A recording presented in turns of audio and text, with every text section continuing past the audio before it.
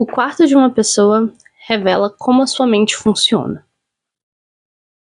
Eu ouvi essa frase há algum tempo já, e desde então ela ronda minha mente como um fantasma, e a gente vai falar hoje sobre organização.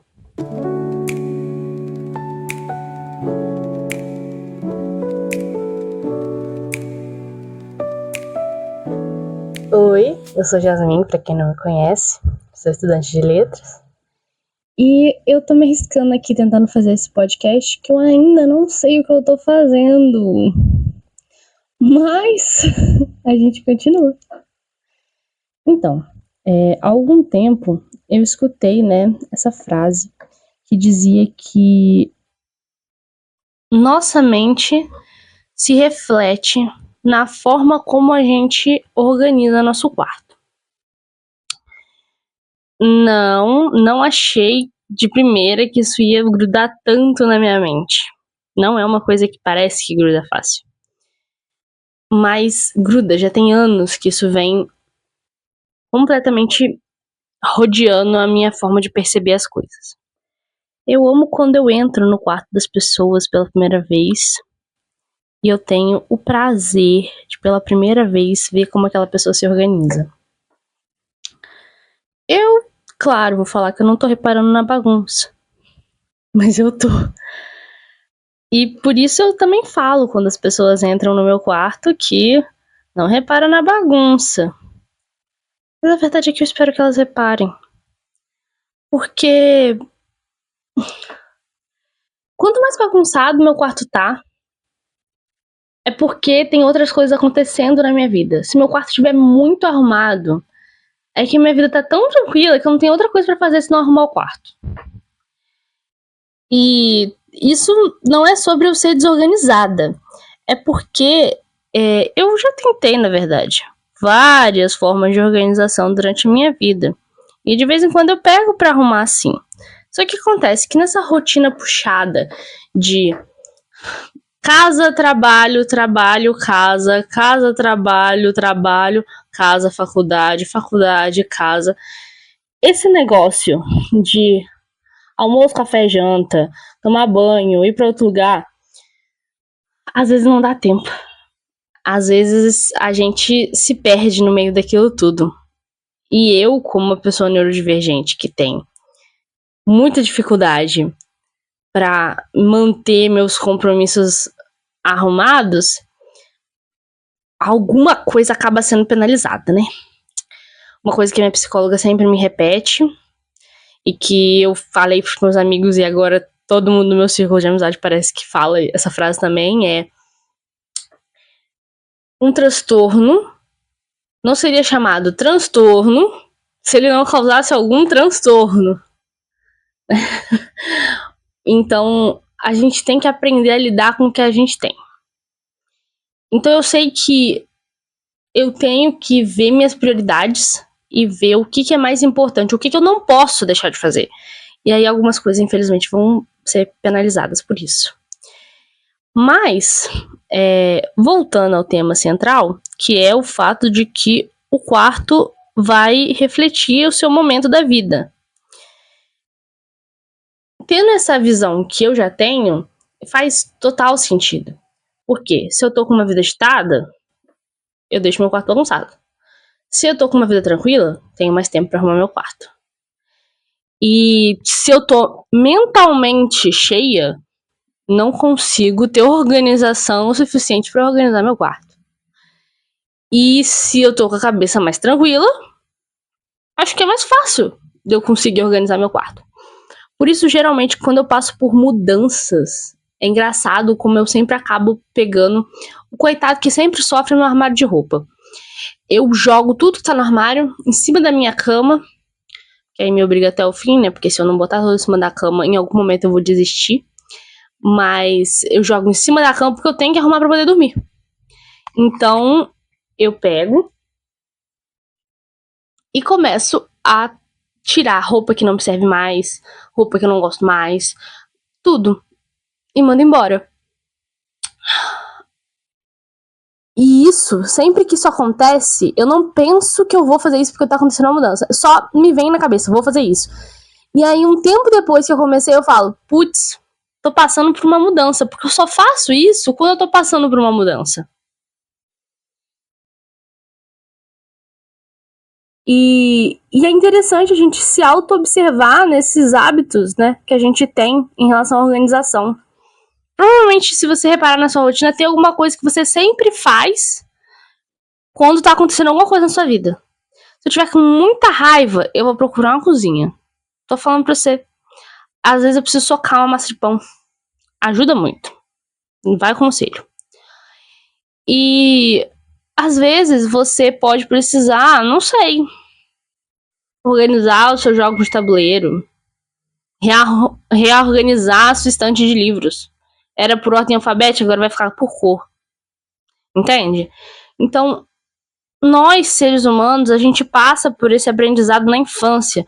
Quando a gente tá crescendo, a gente tem uma fase ali, que minha mãe, que é psicopedagoga, tô sempre escutando uns negócios desses na minha cabeça, né? Também já fiz psicologia da educação, mas não aprendi tanta coisa assim na faculdade, não. Aprendi foi com a minha mãe mesmo. Tem uma fase ali na infância, na primeira infância, né? Que você aprende a organizar coisas. E aí a criança inventa de organizar coisas. Crianças autistas, inclusive, tendem a fazer isso por um período maior de tempo, de uma forma específica, mas todas as crianças aprendem a fazer isso, a organizar, a botar em sequência, a separar por cor, e isso ajuda o cérebro delas a aprender, a funcionar. E eu sinto que nós adultos, a gente aprende a fazer as mesmas coisas que a gente fazia na infância de forma diferente. Outro dia eu vi uma pessoa falando sobre isso no sentido de brincadeiras.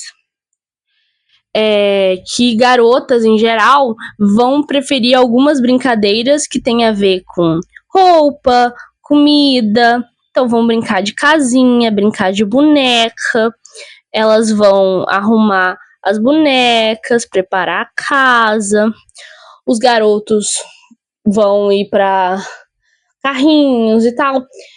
Assim, falando de uma forma muito abreviada e bem binarista, mas é um consenso geral que existe uma certa tendência de tender para um desses caminhos. Talvez não seja uma coisa de feminino e masculino, talvez tenha outra percepção que a gente ainda não percebeu, mas existe uma certa divisão dessas tendências.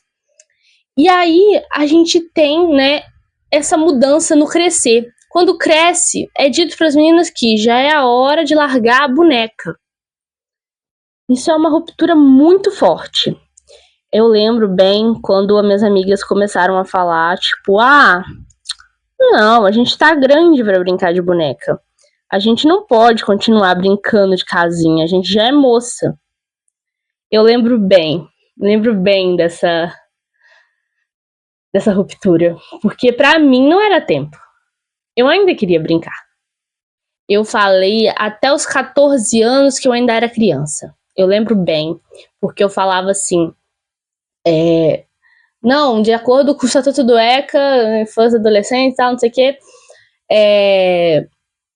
você só é adolescente com 15 anos, 14 anos. Aí eu falava assim, não sou adolescente ainda, eu sou criança. Eu queria ser criança. Eu não conseguia mais ser criança, mas eu queria ser criança. E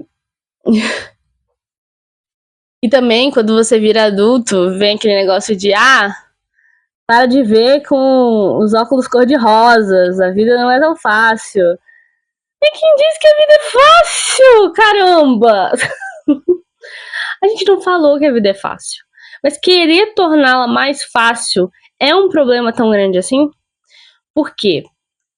As pessoas consideram muito mais normal garotos quererem continuar jogando videogame enquanto crescem e talvez terem as suas coleções de bonecos, de isso e aquilo outro.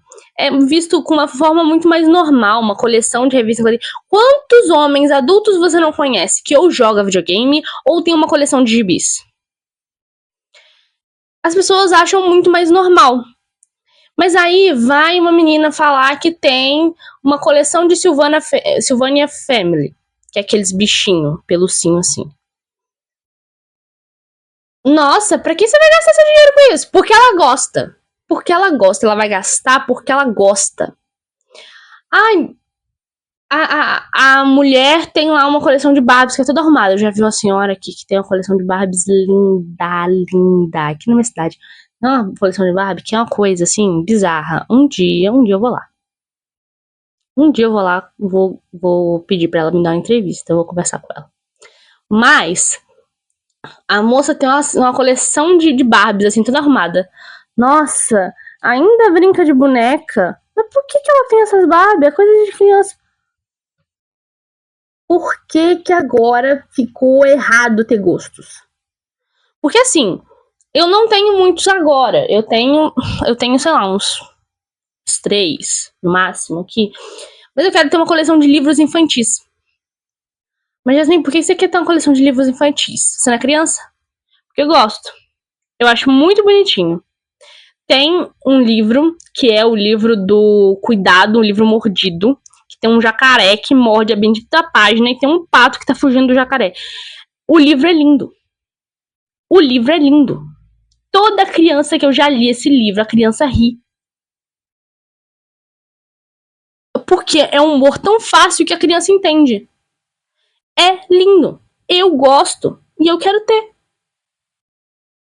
Por que os gostos femininos são tão julgados? A gente cresce e passa a ter essa percepção de que os gostos femininos não são mais aceitos. A partir de agora, tudo que a menina tem que pensar é pensar sobre, né, coisa da vida. E o homem, ele pode ser uma eterna criança. É por isso que eu vejo a maior parte dos homens da minha idade como caras idiotas. Eu acho extremamente difícil me relacionar hoje em dia. Muito difícil. Porque eu olho pros garotos da minha idade e eu vejo garotos. Eles não pensam em formas de subir na vida, fazer coisas pra vida. Talvez olhem pra mim e pensem da mesma forma. Pode ser que eu seja muito fútil. E eu tô vendo na superfície. E as pessoas... eu sei que as pessoas me acham fútil. Eu já tive essa percepção já. Mas eu sei que eu não sou. Mas até um cara da minha idade vir pra mim e me provar que eu tô errada, eu vou continuar achando os caras da minha idade fúteis. Mas, fazer o quê? E esse padrão que a gente recebe ao crescer são padrões que a gente repete da infância. E aí é esse aprendizado que leva, né? Eu falo muito e aí, né? Tô percebendo isso agora. Vou tentar diminuir. Mas a gente tem esse padrão que volta da infância de fazer uma organização na nossa vida. A gente quer aprender, a gente quer reorganizar, a gente quer evoluir, a gente quer modificar. Então a gente começa a voltar. É aquele negócio do olhar para aprender com o passado, para não repetir no futuro. Eu acho que quando a gente começa a ter erros na nossa vida, a gente começa a se questionar de o que foi que eu fiz de errado? Como é que eu vim parar aqui? Aquele áudio do TikTok? Como é que eu vim parar nessa situação? Então, a gente quer descobrir onde foi o nosso erro. Então a gente começa a voltar pra trás. A gente começa, assim, a tentar buscar onde foi que o problema começou. Aí eu acho que a gente acaba voltando lá nos padrões da infância. Entende? E a organização é isso. Ela definitivamente ainda não funciona pra mim. Já tentei várias formas de organização. Mas eu espero ainda, em algum momento, encontrar uma organização que funcione pra mim. Se você conhece alguma forma de organização, algum padrão de organização que você acha que pode funcionar, coloca aí pra eu saber. Eu espero que todo mundo que tá ouvindo esse podcast esteja com o quarto organizado, que a vida seja muito tranquila.